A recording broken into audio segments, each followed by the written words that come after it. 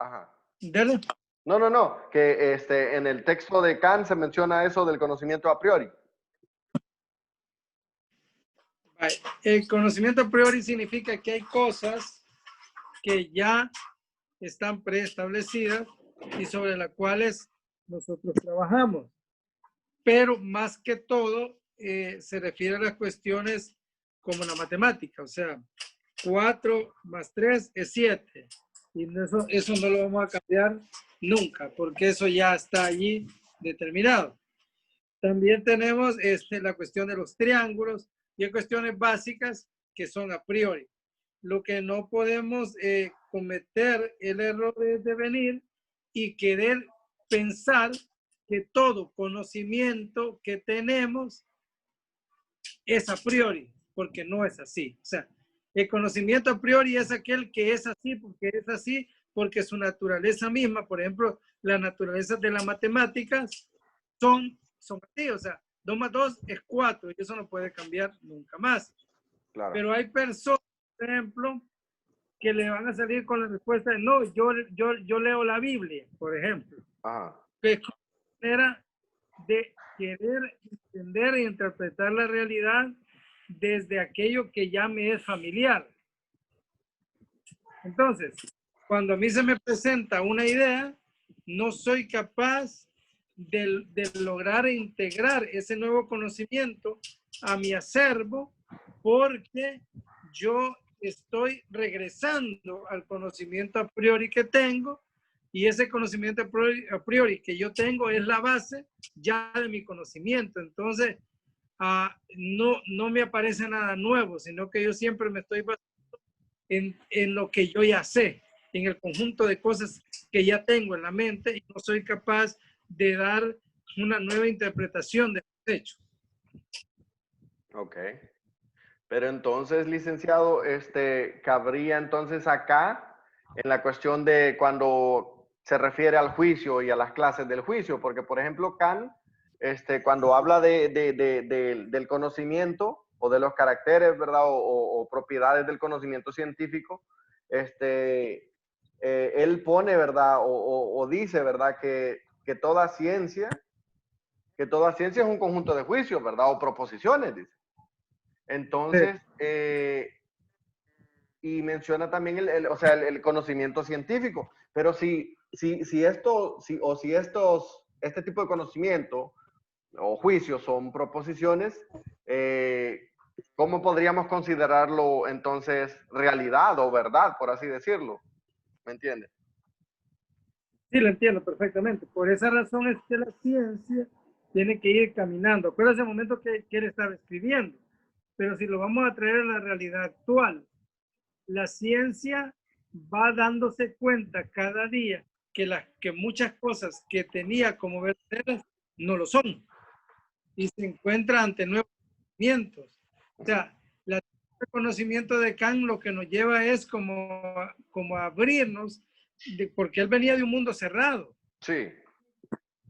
El problema es, fíjese que yo escuché una vez, no estoy muy de acuerdo, pero tiene un poco de sentido, que dicen que es que América Latina está viviendo la Edad Media, lo que se vivió en la Edad Media, y Sí. que nosotros no hemos tenido ese proceso nuevo, evolutivo. Entonces, por esa razón es tan importante entender a Descartes y sí comprendo lo que usted me está diciendo. Esas preposiciones que ya existen en la ciencia no pueden ser eternas. Tienen que ir cambiando y tienen que irse modificando. Le voy a poner un ejemplo ya que usted está en esa área. Hace poco a mi hijo le trajo su hermano el Quijote de la Mancha. Ok. El lenguaje de allá, el lenguaje original en que se escribió. Sí. Y entonces encontramos que tiene palabras que ya no se usan. Ajá. Entonces, siempre vamos a ir encontrándonos ante esos cambios. Ok. Entonces, sí, perdón, entonces aquí cabrían las palabras de este señor de Bertrand Russell, ¿verdad? De que no moriría por sus creencias porque podría ser que estuviera equivocado, ¿verdad? Exacto, es que uno puede estar equivocado. Mire, le voy a explicar. Todos vivimos en un mundo que está en un eterno cambio. Una cuestión en filosofía, no sé si usted lo ha oído mencionar, que se llama el devenir. ¿El? El devenir. El devenir. No, no lo he escuchado. Cuénteme. Nosotros estamos aquí. Muchos hablan de venir, pero voy a referirlo a gente. Claro. Estamos aquí y se me está viniendo encima un devenir. El devenir que me pasó ayer en la mañana, cuando me llama Edwin y me dice que usted necesita que tengamos esta charla. Y esto se me ha devenido. Ok. O sea, el devenir, cuando una visita llega a su casa, Ajá. el devenir que se nos ha venido el coronavirus, Ujú. el devenir que nos está haciendo, el devenir que viene la muerte viene y punto. Hablamos de los Entonces, sucesos imprevistos entonces, o algo así. todo es el devenir. Ah, ok. Al punto que algunos llegan, algunos que interpretan a Heidegger dicen que Dios es el devenir. Él es el que se está deviniendo. Si hay algo, es Dios. Y lo que se deviene es Dios, porque está deviniéndosenos constantemente. Llueve, hace calor, hace frío, tiembla. Nuestro hijo llega, nos pide comida. Todo lo que a nosotros nos está pasando es el devenir que nos está ocurriendo a cada momento. Claro. Por lo cual, no solo estamos ante un mundo que cambia, sino un mundo que está deviniendo a cada instante. En cada momento se está deviniendo el mundo. Y como se nos está deviniendo, en ese devenir, él no es estático, sino que es cambiante. Para algunos es en una línea recta y para otros es en una forma circular. Cuando digo línea recta, que es lo que nosotros suponemos y es como se cuentan los años en el calendario agostino, es que todo va como la flecha que se tiró allá en los filósofos antiguos, que la flecha va en línea recta. Y la otra idea es que las cosas están retornando. Nietzsche habla, ¿ha oído hablar de Friedrich Nietzsche? Sí. Okay. Nietzsche habla del eterno retorno, que las cosas están volviendo y están volviendo y están volviendo y están volviendo, pero lo que sí no hay es estático, okay, no hay estático, las cosas no están quietas. Por lo cual entonces, la idea que tiene aquí Kant es de que todas las cosas que yo tengo ya preconcebidas, solamente puedo usar como a priori las cosas matemáticas, las cosas que son inamovibles. Pero las demás cosas, yo las voy a tener que estar, siempre que las voy a estar moviendo. Le voy a poner el ejemplo, en el caso de la revelación de Dios, por ejemplo. Dios, quiero que mates a Isaac, y después le dice que no lo mate. Y Dios pidiendo sacrificios de animales, y después Jesús, o sea, en la misma Biblia usted ve que hay un movimiento de cambio, pues. Sí. Ese movimiento le llama Hegel la dialéctica. Mire, si nos metemos a filosofía no vamos a complicar la vida. La dialéctica, Sí. la idea, todas las cosas se oponen a sí mismas y está en un constante cambio, ir y venir, ir y venir. Entonces, allá en Deuteronomio encontramos cuando se le dice, y no vas a comer esto, animales con pezuñas, no vas a, y después viene y le dice a Pedro, come. ¿Y cómo voy a comer? Si eso no le come, lo que yo purifiqué, o sea, ¿de qué nos hablan? Está hablando del cambio dialéctico. Entonces, Sí. si nos cerramos con las ideas de comprender las cosas, lo que le llaman paradigmas, Sí. no nos podemos quedar grabados en dogmas, sino que tenemos que estarnos abriendo siempre a un constante conocimiento de las cosas. Ok. ¿Alguna otra pregunta? Bueno, usted también tocó un poco el tema me comentó cuesta pronunciar el nombre, Wittgenstein. Me pregunta la relación entre Wittgenstein, Bacon Ajá. y creo que Y es Descartes. Descartes. Ajá, está ahí Descartes, está Kant, Bacon y Wittgenstein. Ajá. Bueno. En cuanto a Wittgenstein, él dice que hay este punto es bien, fíjese que yo lo llegué a pensar. Yo lo llegué a pensar antes de leer a este filósofo, que no es muy conocido, ¿no?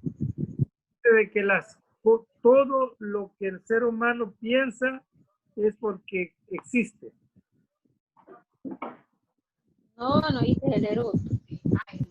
Eruto y petu. ¿Verdad? Hola.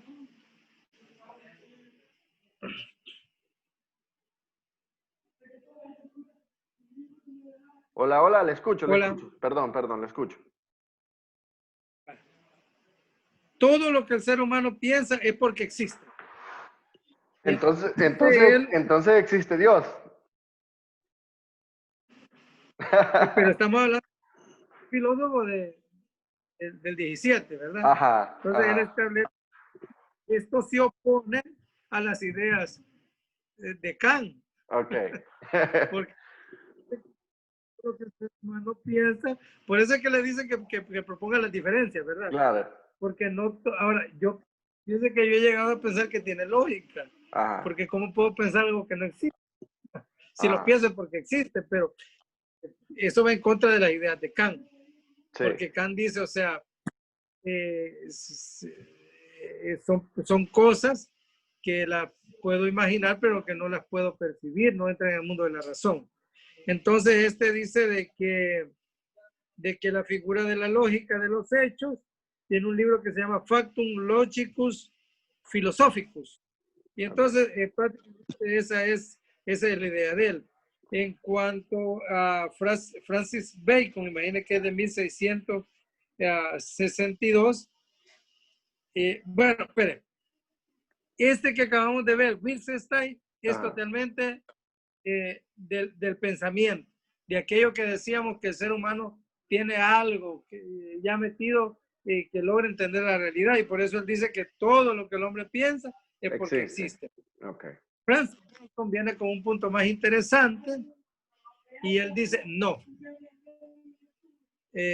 Solamente podemos saber aquellas cosas que podemos entrar en el mundo de la verdad, en el mundo de lo sensitivo, y yo puedo experimentar. Usted sabe que la experimentación va relacionada con la prueba, y él dice, lo puedo experimentar yo y lo puede experimentar cualquier otro. Y entonces, a través de ese experimento podemos hacer leyes, dice él. Entonces el pensamiento de Kant va más apegado a lo científico, ¿verdad? Es decir, lo que yo puedo probar es lo que existe. Pero siempre incluye el mundo ideal. Lo único que dice que no es ciencia. Pero siempre está en el pensamiento. Solo que no es ciencia. ¿Ya? Sí. Okay. Solo que no lo incluye, pero no lo descarta. En el caso de ya de los otros filósofos, como Heidegger, que es maravilloso, lo que hace es decir, puede ser que exista Dios. Yo no les digo que no. Tan ridículo fuera decir que Dios existe como que existe. Claro. Porque no hay pruebas que no exista.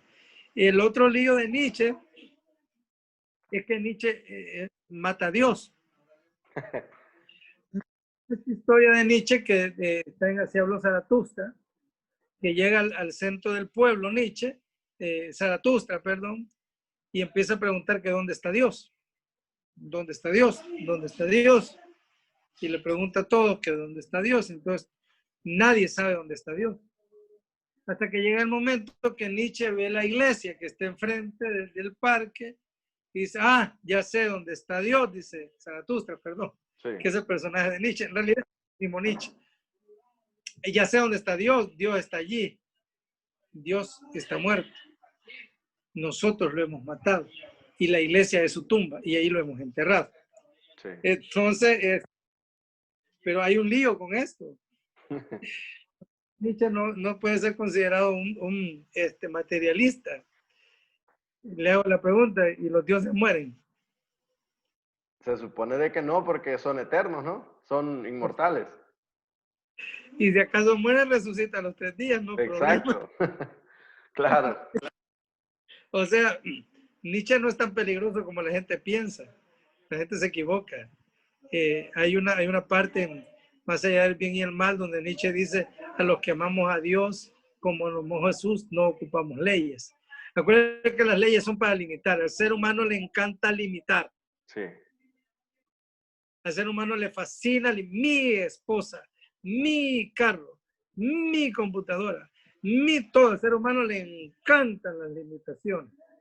Y aunque las religiones tienen supuestamente decirnos que amemos, pero también crea límites. El hinduismo, el cristianismo, el mormonismo, el Tao Chi, el Tao no sé qué, Pero y con la fíjese idea que, de los... fíjese, licenciado, que justamente ayer ese era mi dilema, ¿no? Es decir, en mi opinión, yo creo que las religiones para mí fueron un sistema social y político creado para mantener un orden mundial. Es decir, vinieron ciertas personas poderosas y muy inteligentes, por cierto, porque hasta la fecha todavía siguen gobernando o rigiendo la manera de vivir de los seres humanos, por ejemplo. Es decir, si nosotros no tuviésemos las limitaciones, si no tuviésemos miedo de pensar, de reflexionar, de cuestionar, es posible que no estuviéramos en las situaciones que estamos ahora. Entonces, hasta cierto punto, yo siento de que las religiones fueron creadas como una forma de mantenernos un poco quietos, ¿no? Porque de lo contrario, quién sabe a dónde estuviéramos. Ahora, lo que usted tiene que diferenciar es Dios y religión. Son dos cosas diferentes. Sí. Dios es una cosa, Dios es otra cosa, ¿ok? Dios es una cosa y la religión es otra cosa. El problema es este. El problema es que el ser humano es religioso. O sea, no podemos negar. El hinduismo, o sea, el ser humano por sí mismo va creando los procesos religiosos, que hay vivos que se montan y se aprovechan de la religión y son hipócritas y la otra gente se deja gobernar, pues es un problema. Pero el ser humano en sí mismo, él necesita la religión, la anda buscando desesperadamente. Entonces, como el problema es que hay paradojas, ¿no? El mundo está lleno de paradojas y esa es una paradoja. Es la paradoja que yo he pasado por etapas de creer que Dios no existe, así, cerrado, o sea, Dios no existe. Pues encuentro por eso le hablaba de donde dice Heidegger, que tenemos diferentes formas de ser. Sí. Y después llegó el momento que necesito eso y lo busco. Y entonces ahí encontramos a los grandes, al gran, no sé si usted ha oído mencionar a San Juan de la Cruz. San Juan de la Cruz. No, no lo he oído mencionar. Hablamos de San Agustín, pero no de San Juan de la Cruz. De San Juan de la Cruz, él en sus vacíos existenciales, nada llena sus vacíos, él vive unas grandes soledades, él vive grandes angustias y agonías por encontrar a Dios, y entonces en esa angustia y agonía él escribe poemas. Pero fíjese que uno de los más increíbles, para que entienda usted esto, es que mire, la filosofía es bien profunda. Sí. Lo que pasa es que le voy a leer algo, Okay. para que entienda o sea, es más, la filosofía también es una búsqueda para resolver el problema de la angustia. Es que todo esto, aquí estamos saliendo un poco del tema. Sí. Todo esto tiene el problema, permítame. Todo esto tiene el problema de la angustia.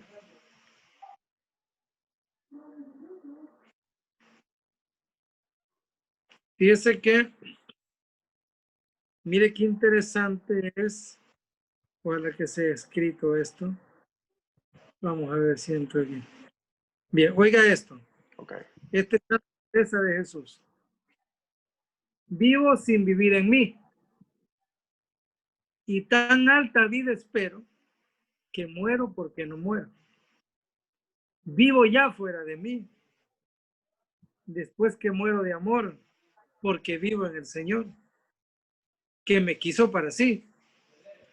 Cuando Él al corazón di, puso en mí este letrero: muero porque no muero. Esta divina unión, el amor en que yo vivo, hace a mi Dios mi cautivo y libre. Y a causa mi alma tal pasión, ver a mi Dios prisionero, que muero porque no muero. Ay, qué larga es esta vida, qué duro este destierro, esta cárcel y estos hierros en que el alma está metida. Solo esperar la salida me causa dolor tan fiero que muero porque no muero. Acaba ya de dejarme vida, no me seas molesta, porque muriendo que resta, sino que vivir y gozarme. No dejes de consolarme, muerte, y así te quiero, porque muero porque no muero. Tremendo, ¿verdad? Entonces, ¿qué pasa? El ser humano siente ausencia de Dios. ¿Me entiende? Sí. El ser humano siente esa necesidad de ausencia de Dios. Por eso Santa Teresa dice, muero porque no muero, la vida ya no la quiero, yo lo que quiero es irme.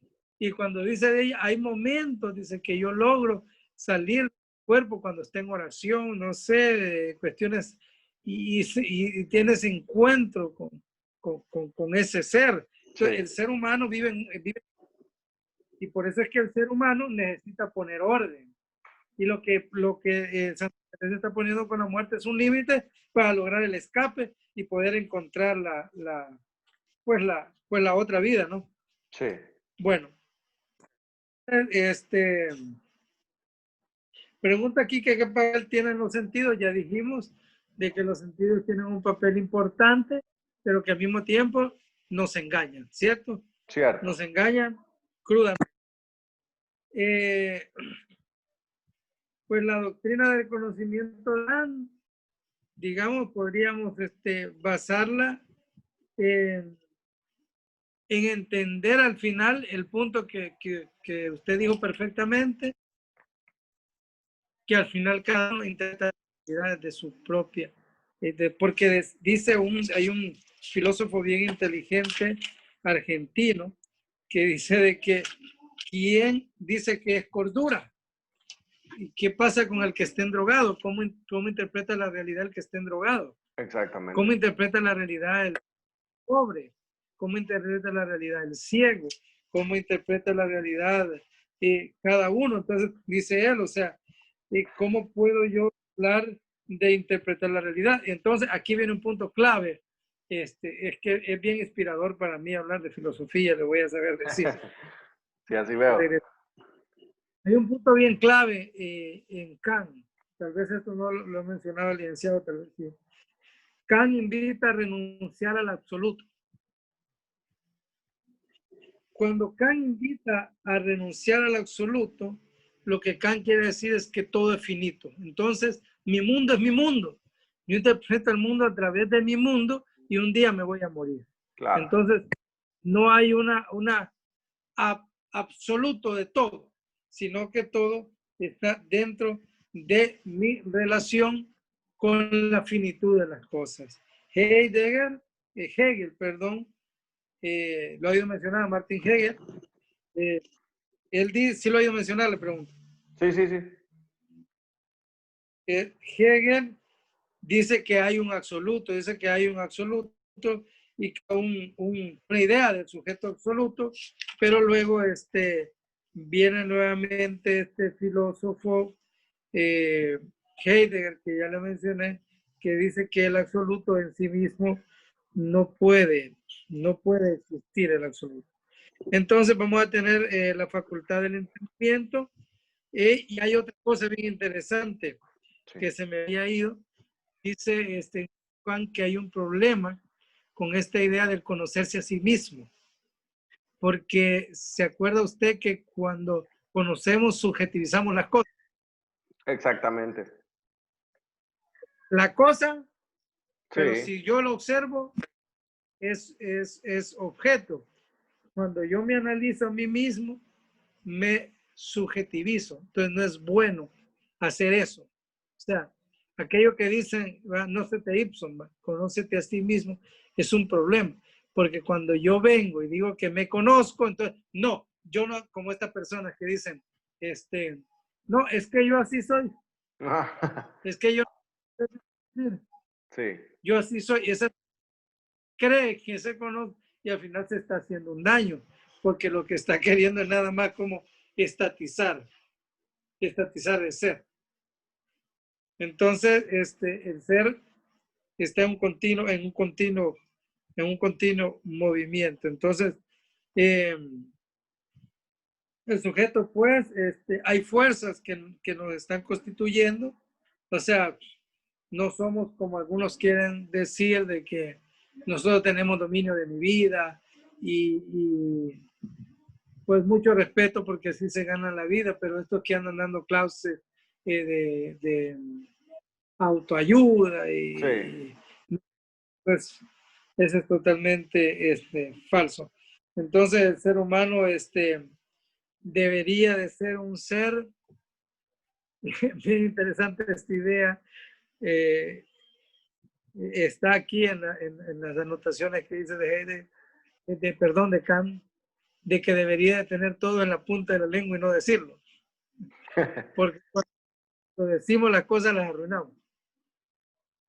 O sea, ponía el ejemplo, o sea, si a usted le gusta una mujer, ¿y por qué razón tiene que llevarla a la cama? Pues, o sea, no puede satisfacerle que le gustó, que qué bonita está, y disfrutar a plenitud ese momento, y salieron como compañeros, y con otros compañeros, y se comieron un par de hamburguesas, y no, usted tiene que ir a la cama con ella, no. Si usted va a la cama con ella, lo arruinó, lo sacó del ambiente filosófico, porque el ambiente filosófico va en de éxtasis, de la comprensión de las cosas de una manera casi que mística. Aunque ya dijimos que el problema de la mística es que no es comprobable. Sí.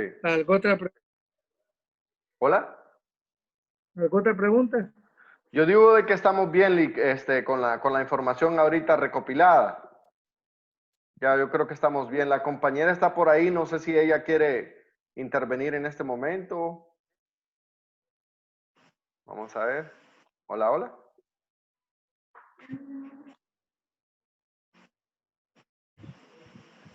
Bueno, quizás. Hola, hola. Hola. Ah, pues ahí está. Hola. Sí, nada más la última pregunta que le formulé, compañero, que si hay límites en el conocimiento para Kant.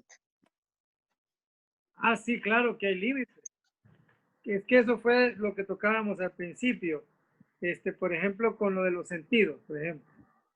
Le hago una pregunta que se le dice a su compañero. ¿Usted siente ahorita que la Tierra se está moviendo? No, la verdad no. Pero usted sabe que se está moviendo, ¿verdad? Sí, Si usted sabe y ve una estrella, ¿usted ve que la estrella se está desplazando de un lugar a otro? no, Usted la ve fija en el aire, ¿verdad? no. O sea, usted la ve fija en el aire, le digo. O sea, usted ve la estrella que no se mueve. Pero en Pero realidad, sí, la estrella sí se está moviendo. Al punto que si vuelve a sí, ser media hora, dice Kant, ya no la encuentra en el mismo lugar. exacto, ya no está en el mismo lugar. Entonces los sentidos nos engañan. Sí. Entonces los sentidos nos engañan, por lo cual, y hay cosas que son del pensamiento que también nos engañan. Uh-huh. Que es le explicaba a su compañero, y si ve el video más tarde, de que el hombre trata de darle orden al caos, orden a lo que no hay, y como le tienen miedo al infierno, crea la idea esta del reino de los cielos, de Dios, de los ángeles, y ya él ordena el cielo, ya lo tiene ordenado. Pero dice de que eso no es ciencia. Es como decir que nosotros le ponemos los límites. Es que el hombre crea límites por miedo. El hombre le gustan los límites porque los límites le da seguridad. Por eso usted cierra la puerta de su casa con doble llave. Por eso hemos creado países y fronteras, porque nos sentimos seguros dentro de la frontera de nuestro país. Por eso se han creado estados. El hombre necesita límites, necesita llaves. Ok. Entonces sí le ponemos límites. ¿Alguna otra pregunta? No, sí, solamente esa era mi inquietud. Bueno, entonces cualquier cosa, espero haberle servido, y cualquier cosa pues estoy a la orden, y muchas gracias por tomarme en cuenta. No, licenciado. Gracias a usted por... Adelante, adelante, compañera. Sí, gracias por los aportes, licenciado. Nos va a ser de mucha ayuda, porque sí, la verdad, creo que yo le entendí más a usted que lo que nos explicó el licenciado ayer. Creo que las ideas expuestas que usted nos dio nos aclara un poco más sobre todas esas dudas. Bueno, muchísimas gracias entonces, a la orden. Gracias, Lick, por el tiempo y a mí me encantó, la plática fue bastante amena y ver lo que usted también lo disfruta hablando, ¿verdad? Y compartiendo con nosotros es gratificante. Yo siempre he tenido un montón de dudas y pues ahora pues me ha servido un poco para seguir, ¿verdad? Tentándome a conocer un poco más acerca de la filosofía porque también me gusta y entonces pues ahí vamos, ¿verdad? Por ese camino aprendiendo. Muchas gracias por compartir sus conocimientos y su tiempo. Ya me dio coronavirus, mire. Puchica.